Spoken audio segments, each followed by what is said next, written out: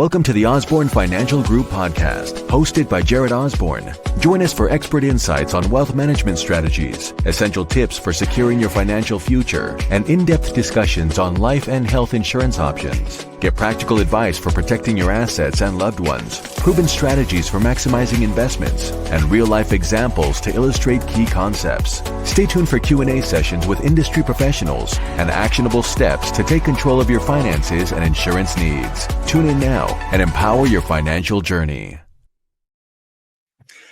What if I told you that the amount that you save matters less than when you start saving? Welcome, everyone, to the Osborn Financial Group podcast. So, Jarrett, let's start with some basics here. In simple terms, what is compound interest and why is it such a powerful tool in wealth building? Well, compounding of interest is when you earn interest on any money, adding that interest to that principal, the money that you initially invested, so it increases so that future interest payments or future positive returns will increase a larger pool of money. And the power of compounding is very, very strong and important. And the earlier you start, the better. That's what we're going to talk about.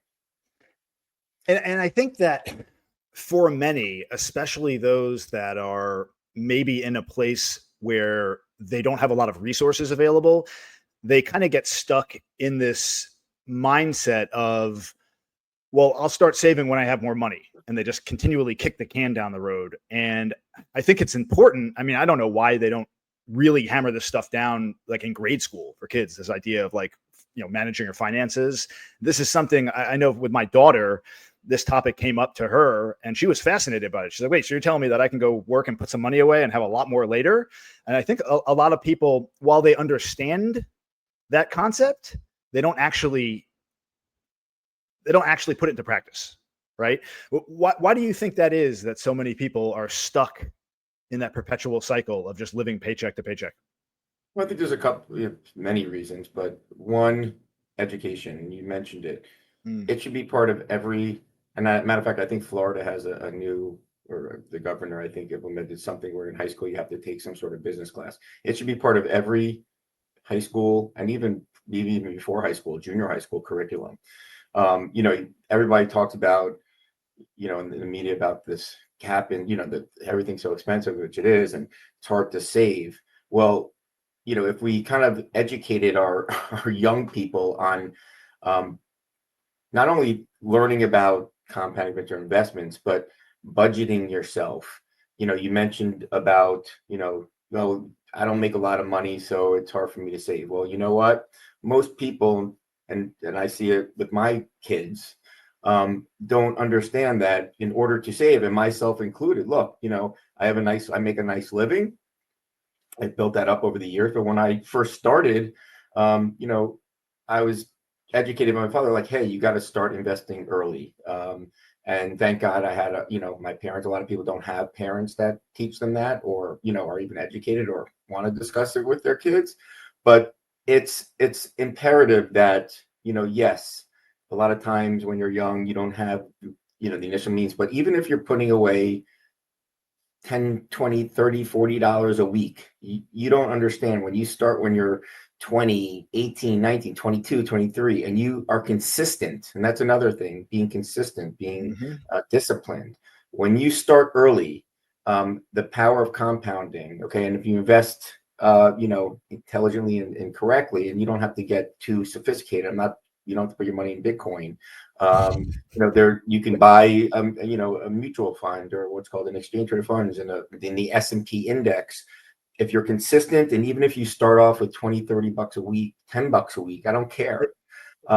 It's the power over time is you don't realize, and you can put it into any chat GPT or anything. Hey, if I started investing $20 a week for at 20 and I waited 40 years, how much money would I have? And the benefit, and also the earlier you start, okay, makes such a difference. I ran numbers, And, I did like investments, and there was one age 21, invest 200 a month for 20 years. Okay. Then stops. Then another investor invests 200 a month, starts at age 35 and stops at age 65. So 20 years versus 30 years of investing the same amount, but one started earlier, getting 7%, which is, if you put it into the S&P index, which is not that hard, that's what it's average. I'm not going to say that's, guaranteed, but that's what the market has done. It's actually done a little bit better, but let's just say 7%. And I'm not going to say you're not going to have years where the market's down, the S&P's down, but 7% is a good number. The person that started at 21 in 20 years will have 407,000. The person that started at age 35 with the same amount of $200 a month, but invested for 30 years will have 245,000. I mean, think about that. I mean, investing for 10 years less, the same amount every month, but starting considerably earlier, you have almost double the amount of money saved.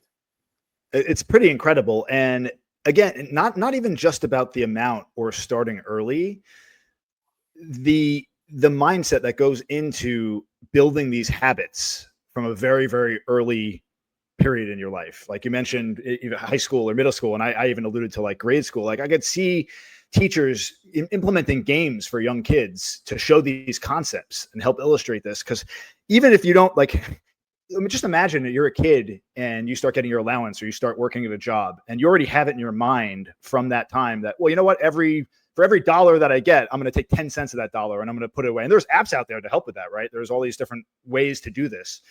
You get into the habit of doing that from an early on phase in your life, you're going to be very mindful of how you're allocating your resources, what you're spending money on.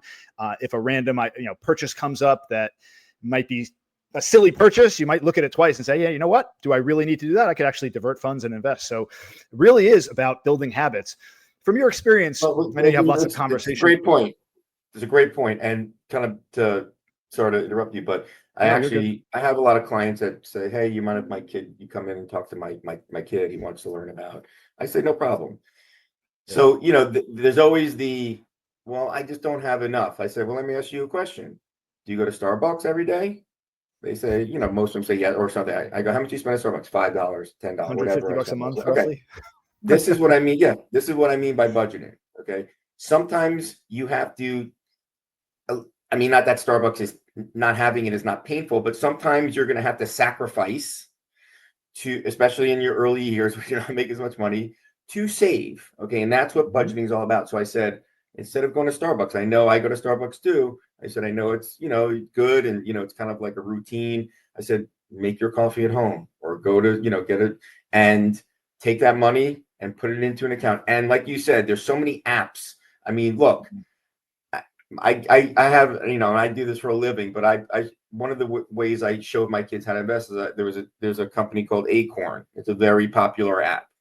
Okay. I said, let's just do it. I'm going to put in a few bucks every month. I want you to pick the investments because you're able to pick stocks, and I said, what do you like? So my daughter was like, Lululemon. I said, okay, let's buy Lululemon, So, and then my son was like, I like that. I forget what, Nike and, with this and that. I said, okay, let's buy Nike and let's buy some other things you like, big, good companies.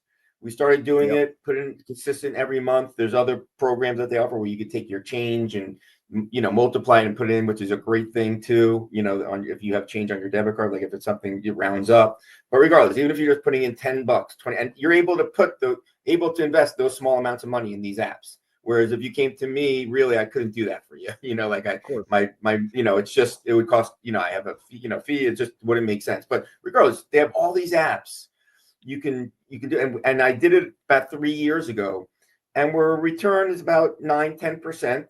They see it, they appreciate it, they understand it. And that's what it's all. It's just, that's how you can engage kids. That's how you can do it. That's the key, really. Well, I love that exercise. It's fantastic because it doesn't really matter how much money it is. The fact that they can see the actual, like in ones and zeros, the actual investment, they could pick something that they like, a company, put money in it, and then they could look at it and see that, hey, they made 10%, whatever that number is. It's like, and again, that just translates as you get older. That just fuels your need and your want to do this with larger sums of money and investment. And that's what fuels your retirement. You start wanting fun. And also it makes them engaged. Okay. And then they come to me, like I was like, a couple months later, my son was like, hey, let's look at this company.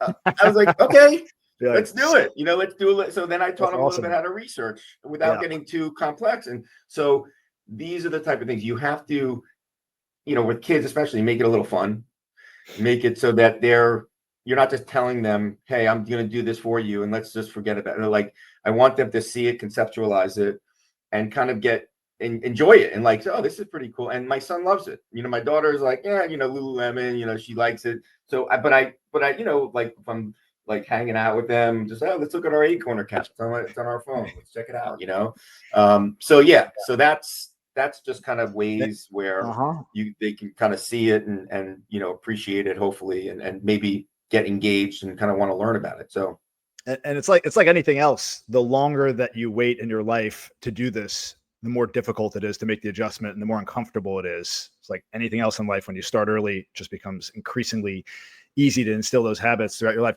Hold that thought for a second. I want to get something real quick. I'll be right back. Yep.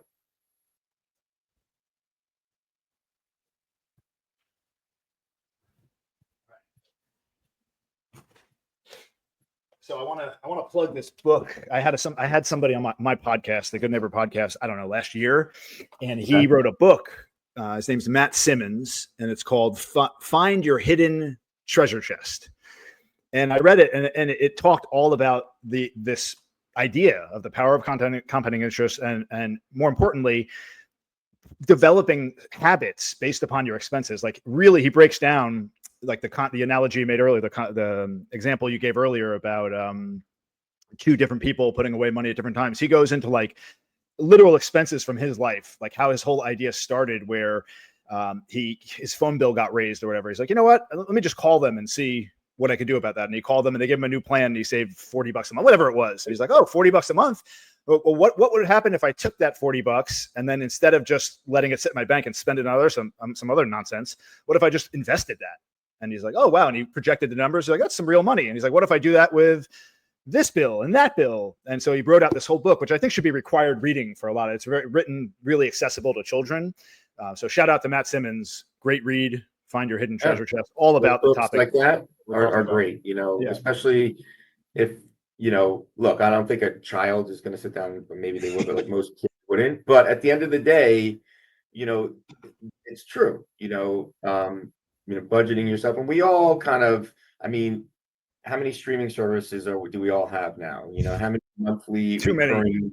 Yeah. And like, they have all these apps that you can check, and look, I get it. We all want to have these things and apps and, monthly, but it really, you don't realize. Another thing, Jeremy, is I don't think people realize how much they spend. Yeah. It's $15 a month and it's $10, add when you have 7, 8, 9, 10 every single month, it adds up.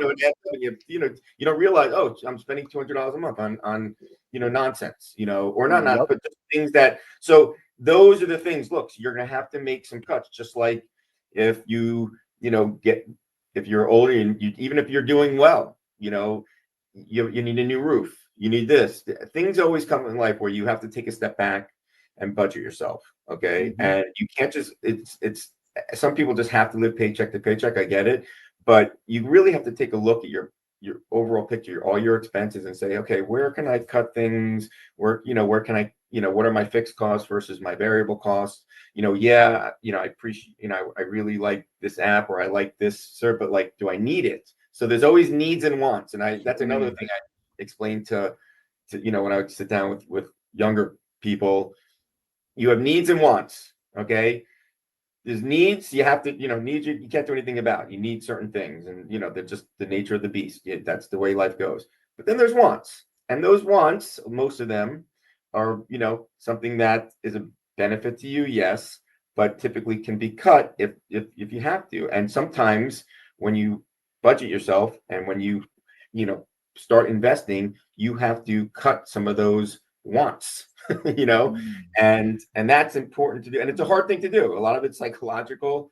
A lot of it is, discipline, which a lot of younger kids, I hate to say, don't have, because, they just, instant gratification is another thing I talk about. Kids today, and, probably kids when we were younger too, they just want things now. They don't want to. Investing takes time. It's a long-term thing. Okay. These kids today, they see Bitcoins and they see all this stuff that's going up, every day. And, oh my God, I'm making 30% every year. That's not the way it works. If you can do 68% of your money, and it takes time to build up that nest egg. It just takes time. And so in the beginning, 5-10 years, you may say, I don't have that much. But look, once the compounding of money really starts getting, exciting when you start after about 5-10 years, when you have a nice chunk of money, because you started off small.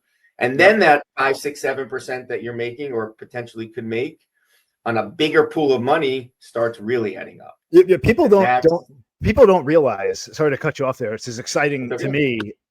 Like that's why they say it's the hardest is to make your first million. After that, it gets a lot easier. Because let's just take for an example, let's say you're able to accumulate $10 million in investable assets, right?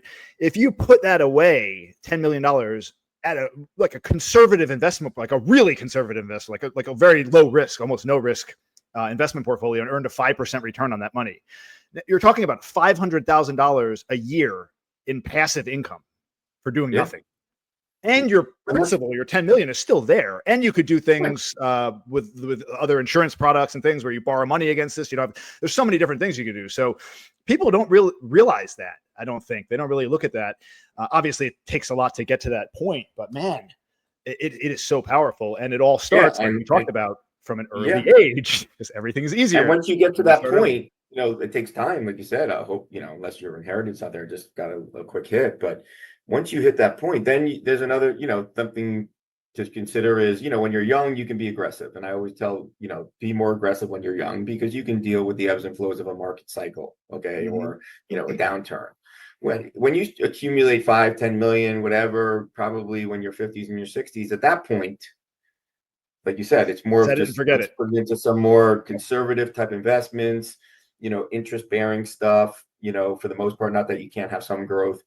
And then, you, like you said, if you're getting 4 or 5%, it's $500,000 a year of passive income, and also doing things in a tax efficient way, but that's down the road. And, but yeah, I mean, it's like, and you can do more things with it, leverage it, things like that, and and diversify yourself more.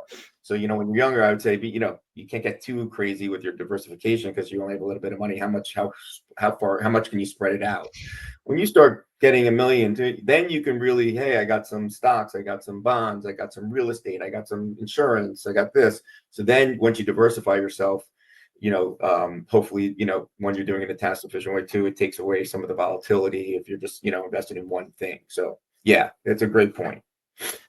Speaking of insurance, obviously we've done a lot of episodes on life and health insurance. How does life insurance or other financial products fit into long-term wealth building and this idea of compounding interest and growing your wealth over time? Yeah. So look, life insurance that we've discussed, as an investment, as a permanent insurance, it's not for the young person. Okay. When you talk life insurance as an investment, it's more for somebody who has, probably a higher net worth person, somebody making, I'm not saying 70 or 100,000 is bad, but typically what you want to do first is your 401ks, your Roth IRAs, your traditional IRAs, your, normal, your other investments. Once you've exhausted all those, okay, and you have disposable income or more investable income at your disposal, then you can start looking at life insurance, because really life insurance is a very, you can't get too late in your life to buy life insurance because, it gets cost prohibitive from an insurance cost standpoint. But, if you're in your late 30s, early 40s, mid 40s, and you've exhausted kind of all your investable, like in terms of 401ks, and, you have a little bit more to invest, then you start talking about life insurance, because life insurance, there are some costs to it in terms of the beginning years. It's, it is an insurance product. From a tax standpoint, it's one of the best investments you can make, but it's really for the, the higher net worth person. I wouldn't, and hence the reason why the industry is marred in a lot of, negativity is a lot of insurance policies are offered or sold to the wrong people at the wrong time in their life. When you're looking at when you're young, you're starting a family, typically you want term insurance. It's not a really investable type product. It's like renting insurance. It's the cheapest form of insurance. You're protecting your family, God forbid. Okay. When you're talking permanent insurance, unless you have an estate planning issue, you have a lot of money or things of that nature, it's really it should be a very 5 to 10% at the most. Shouldn't be 50% of your investable assets. It's a piece of the pie. It's a diversified asset. Also, it's an asset protection vehicle. So for doctors and lawyers who have a target on their back of getting sued, they buy a lot of life insurance policies. They can afford it because you can't be really attacked by creditors, or if you get sued, it's a protected asset. So that's how I would place life insurance. A lot of agents, people may say different. I think they're very wrong.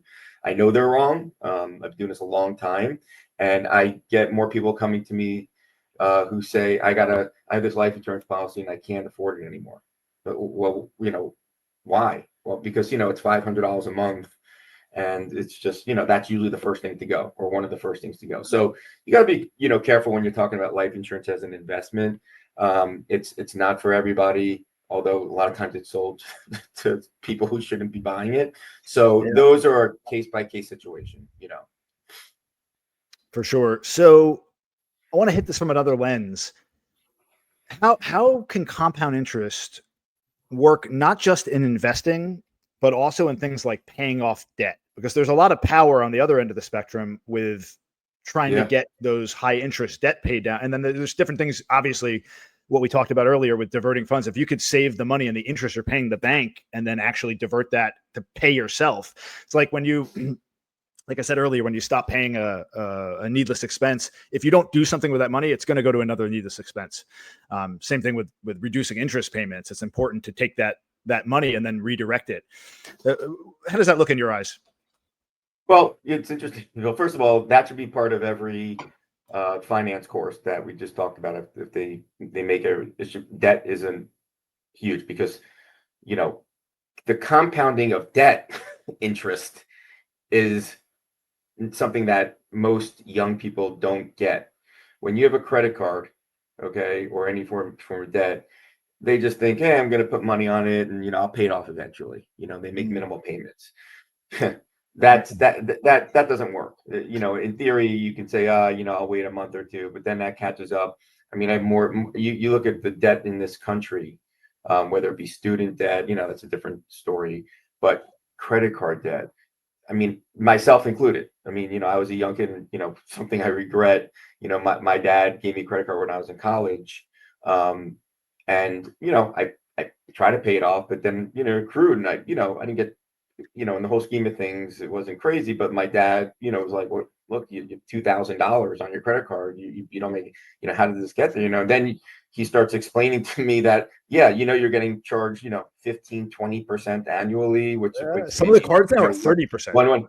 And then you're making your minimum payments of, and so in terms of compounding, it can work the same way with debt. The compounding of debt works the same way, and it grows, very quick. You turn around after a year or two and you have thousands of dollars debt, and you don't have enough money to pay off the debt. And then that impedes you from investing because you're worried about paying off that debt always. So if in a perfect scenario, you can take some of the money, if you need to put money on a credit card for whatever reason, and you have some investments elsewhere, getting a certain percent or potentially getting a certain percent, you could take some of the, the interest payment, not touch your principal, to offset some of that, the payment on that debt. I mean, that's, you can, I do that myself. I have a credit, I have a money market that's getting, 4%. Sometimes I'm like, I got a few bucks. Let me, use that. And ideally, I like to compound it and let it grow.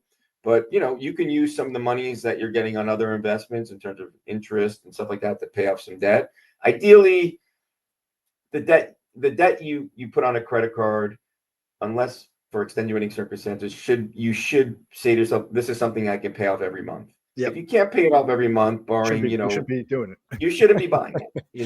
Like Yeah. I said, sometimes there's just like, one, like I had a client, he's like, my dog got say he had to get a surgery, it was $8,000, and I had to put on my credit card. It's going to take some time to pay off. I go, hey, that's your dog, man. Like I get it, I would extenuating circumstances. Yeah, I would, right. But when you're talking about, hey, I'm in the mall and I want to buy something, and it's $300, $400, and you're like, oh, I'll pay it off. No, because it's a one-time purchase, but then you do it the following month, and then you do it 3 months. It goes back to the habits, right? You get in the habit of doing that, and you do it more often, and then it's just to remember that out there, guys. Like you get all this stuff in the mail all the time. The next time you open the mail and you see one of those offers from the bank that says, 12 months, 18%, 0% interest, you don't jump so quickly. That's actually funny. Something I used to do. I guess this was back when the financial climate was different, but I got some of those offers years ago, and I ended up using them for a substantial amount of money to put work into a house I bought, and I used it. I financed it, and then what happened was at the end of the term, there were offers at the time that allowed me to transfer the balances to other credit cards without any fees whatsoever. And I basically rolled the debt over. So I was able to borrow north of $100,000, I want to say, if not more, on credit cards, and ultimately not have to carry the debt, not have to pay it back for many years. But I did that with the intention of ultimately paying it off, which I did.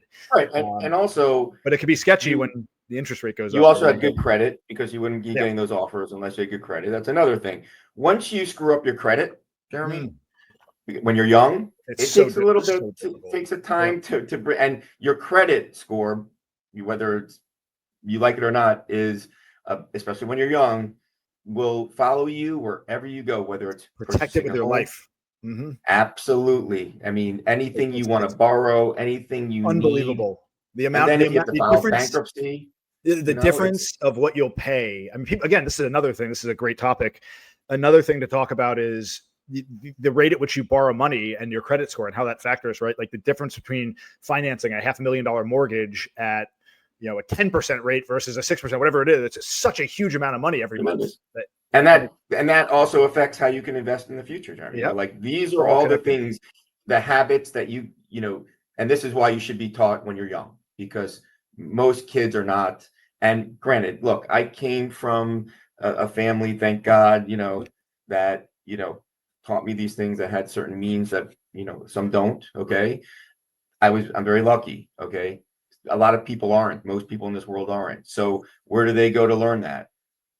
Unless they have a mentor or a parent that's teaching that, they got to learn it at school, And so why, if we're teaching them, God knows what these kids are learning now in the curriculum, that's a different story. But if we're teaching them about this, I mean, like, this is probably, with math, it should be part of every math class. I mean, it should be, I don't say you have to take accounting and all, but teach. You don't need the details, the specific. You need the concepts taught in a way that's fun, that's relatable, that helps people kind of grasp these things at an early age. And get these kids, like my son, they did a thing on like investments where they able to pick their stocks, and this is aside from what I taught them. They were engaged. They enjoyed it. They were like, oh, I can buy stock in Marvel. Yeah. You can, man. Like, you can buy Spider-Man, dude. It's, I mean, like, I don't know how. Yeah, I mean, so, make it fun. But yeah, it's a big problem in this country, and so we can talk a lot about this, but I think it's a good starting. Hopefully people listen. If I can reach out to one or two people, we can reach out to one or two people. Great, we've done our job, because absolutely, it starts with one or two people. Maybe they can teach one or two people, and a snowball effect, But it's a problem in this country. One question for you before we wrap up here. Okay, if you could give one piece of advice to your younger self about money, what would that be? It's what we just hit on. I mean, I'm guilty of the same thing. I mean, until I kind of got into it, it's start early, I probably, and when you start a job, This is a very important. It's amazing. Even not even younger people. I can't believe even people who are in their 30s and 40s don't even, when if you're offered a job, if you get a job and they offer a 401k or some sort of retirement plan, I ask them, are you contributing? And a lot of them will say no or yes, or and I say, well, why aren't you? Well, I said, well, let me ask you a question. Does the company match? And a lot of times the 401 company will match a certain amount of what you put in, typically 3% or 4%. They're like, no, I'm not putting anything. I said, so do you understand that by you not putting in that 3%, which the company matches, you're just losing money. They're giving you money for free, gone. And think about that over 10, 15, 20 years of. So that's one thing. Make sure that if a company's offer retirement plan, you're putting in at least what the company matches, if not more. Okay. Second thing is debt. I did get, I wasn't crazy, but you just, I was in college, and you don't realize, hey, I'm putting money in this, and I was paying, paid off what I could, and then how that can really snowball, so starting early, and kind of understanding, at least on the surface, a little bit about debt and how it can get you in a lot of trouble. And once you get in trouble, it's hard to dig yourself out of that trouble unless you have somebody to help you, and most people don't. Okay. So discipline. I know it's, and also the last thing, don't listen to anybody. Everybody's got a stock of the week. Everybody's got Bitcoin. Oh, buy this Bitcoin, buy this. It's going to go. Nobody knows anything. I know CEOs of companies, they get on TV, their stock is, no, I don't care. Nobody knows when the market's going to go up. Nobody knows. I promise you, nobody knows. And the best thing to do. I know, Jarrett. I know. Yeah. I mean, look. Did you get the memo? Come on. Yeah, exactly. Nobody knows. Don't listen to you're online. I see it myself. Oh, buy this one. And, they sound so reassuring and like they know. And a lot of times these people have money, or the perception of money. That's another thing. Most people who you think have money probably, I'm not saying they don't, but like a lot of them, it's perception, especially down here in South Florida. They drive a nice car, have a nice house. They probably don't have a pot to pee in, or have any savings, I just can't believe sometimes I talk to people who have money and I say, do you have a will and a trust or something like that? No, I don't care how savvy you are, how much you think. Like most people, don't believe what they, the perception, just by good, solid companies, stocks, indexes, S&P, and don't listen to people. Don't listen to anybody. Okay. In terms of the hot stock of the week, or the Bitcoins and this, and I mean, I'm not saying don't invest in Bitcoin. That's a different story. But like, I'm just saying, just don't put all your net worth there. Yeah, just buy good, S&P, even the Nasdaq, or the different what are called exchange traded funds. Don't try to reinvent the wheel. If you do that, you're consistent. The market will go up over time. It always has. It always will. You're going to have your years when it's down, and don't get scared. If anything, when the market goes down, buy more. Okay, that's the time to do it, and just be consistent. Buy the dip, baby. Buy the dip. Yeah, buy the dip. I mean, that. Look, quickly, we had a 20%. After a month, the market went down to 20% almost. A month and a half after the tariff thing. What happened? People would call me, and I'd be like, relax. It's just it'll turn. How long did it take to turn? 3 weeks, 4 weeks. Same thing with COVID. We were down 30-40% during COVID.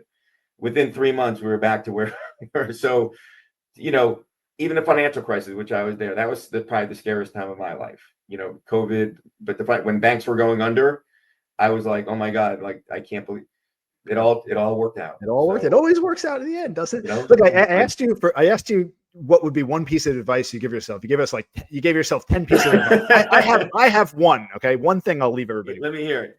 And it's this. If you're out there and your finances are a mess, start here.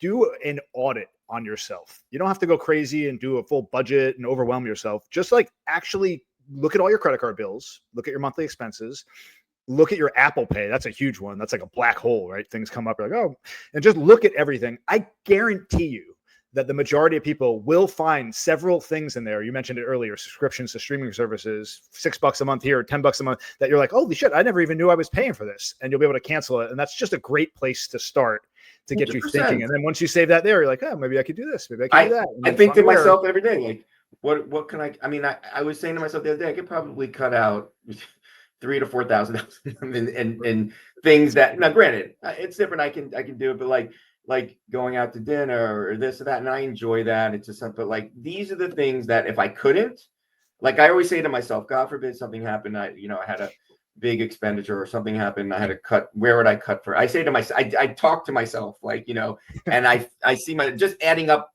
quickly. I have thousands of dollars. Like so I'm like, all right, well, at least if I, need it, I can cut some things here and there. So easy. My wife may not like it, but that's a different story. But it's so easy to spend money. Like nowadays with Amazon and things being delivered same day, like in the past, if you were missing an item around the house or something, you'd be like, oh, I need that. And you're like, well, I got to go to the store and get it. I got to order online. They'll be here in a week. I don't even need it. Now it's just, you grab your phone and you click a button and it shows up at your door. It's so easy. It's immediate and instant gratification, and that's, look, as good as these things are, right? And it's a necessary evil, I call it. But yes, that instant, quick gratification that we can get things. I mean, I just literally ordered vitamins 2 hours ago. I have them, right? Yeah. I mean, I have them. So like, it's scary. Like that probably would have taken me 3 days to go, if I had to go out and get it, Right. So yeah, it's great that we can get all these things done immediately, but it's also, you don't even think, hey, maybe I should look elsewhere. Yeah, I can get it cheaper, or maybe I'll hold off, or, so yeah, it's there's a lot of different problems. It goes back to what you said about wants and needs, right? You just got to ask yourself before you make a purchase, like, is this a want or is this a need? And if it's a want, 100%. Just think twice about it. Okay, cool. Let's leave it at that. Everyone, thanks so much for tuning in. Let us know in the comments, what was your biggest takeaway from this? I hope you could find one actionable step, one thing that you can put in your life to make a positive difference moving forward so that you could build wealth and stability for yourself and your family. Thanks again, everyone, for joining us, and we will catch you all next time. Everyone, take care and have a wonderful day. Have a great week. Thanks, everybody. Bye. Thanks for tuning in to the Osborn Financial Group podcast. For more financial tips and personal advice, visit us at www.osbornfinancial.com. That's www.osbornfinancial.com. Or give us a call at 954-963-3300. Take charge of your financial future today.